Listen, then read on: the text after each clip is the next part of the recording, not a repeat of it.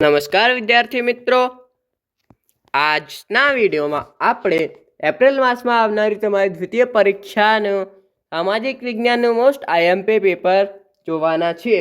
આ વિડીયોનો પાર્ટ 1 છે. આ વિડીયોનો સોલ્યુશન તમને પાર્ટ 2માં જોવા મળશે, જે પાર્ટ 2 ચેનલ પર 1000 સબસ્ક્રાઈબર પૂરા થતાં અપલોડ કરવામાં આવશે. તો ચેનલને જરૂરથી સબસ્ક્રાઈબ કરી લેજો. હવે પ્રશ્ન 1, મને ઓળખો. મારી 3 બાજુ સમુદ્ર અને 1 બાજુ જમીન છે. તો ભારત, મારી ઊંચાઈ સમુદ્રની સપાટીથી આશરે 900 મીટર કરતાં વધારે ઊંચાઈ છે. તો હિમાલય. હું 2 જળ વિસ્તારોને અલગ કરતી સાંકડી ભૂમિપટ્ટી છું. હું પર્વતોની વચ્ચે આવેલા નીચાણવાળો ભૂમિભાગ છું. હું ભારતની મધ્યમાં આવેલ રાજ્ય છું. હું ભારતની પશ્ચિમે આવેલ સાગર છું. તો અરબ સાગર. પ્રશ્ન 2, નીચે આપેલા શબ્દોની સંકલ્પના સમજાવો. નકશો અને રૂઢ સંખ્યા. ઠીક. પ્રશ્ન 3, નીચેના પ્રશ્નોના ઉત્તર આપો. ગુજરાતમાં યાવાર પક્ષીઓ ક્યાં ક્યાં આવે છે? તો નળ સરોવરથી લઈને પછી તમે અલગ અલગ નામ લખી શકો છો. જાતે જંગલોના 2 આર્થિક ફાયદા જણાવો. તો લાકડા મળશે, તેને વેચવાનું, અને ખનિજ સંપદા જંગલોનો અલગ અલગ પ્રકારે ઉપયોગ થાય છે. ભારતમાં ઉષ્ણકટિબંધીય પાનખર જંગલોમાં કયા કયા વૃક્ષો જોવા મળે છે?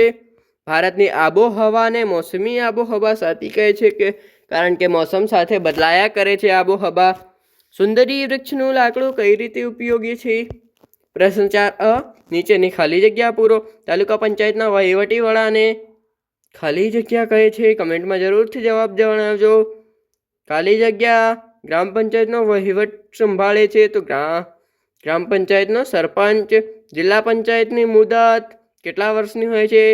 મહાનગરપાલિકાને વડાને મામલતદાર તાલુકાના ખાલી જગ્યા વડા છે.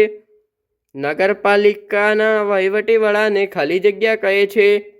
આ તમારી જાતે જ પ્રેક્ટિસ માટે પેપર છે. આનું સોલ્યુશન પાર્ટ 2માં. તો 1000 સબસ્ક્રાઈબર જલ્દીથી પૂરા કરાવી દેજો. નેક્સ્ટ પ્રશ્નો. નીચેના પ્રશ્નોના ટૂંકમાં ઉત્તર આપો. તલાટી કમ મંત્રીના કાર્યો, જિલ્લા પંચાયતની સભ્ય સંખ્યા.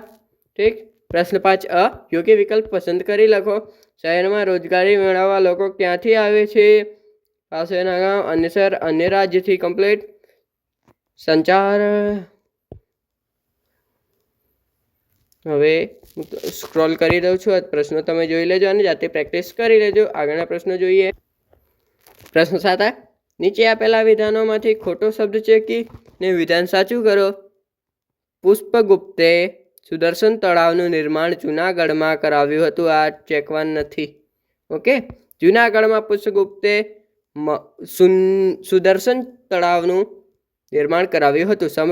સમ્રાટ અશોકના પિતાનું નામ બિંદુસાર હતું. હર્ષચરિતના લેખક બાણભટ્ટ હતા.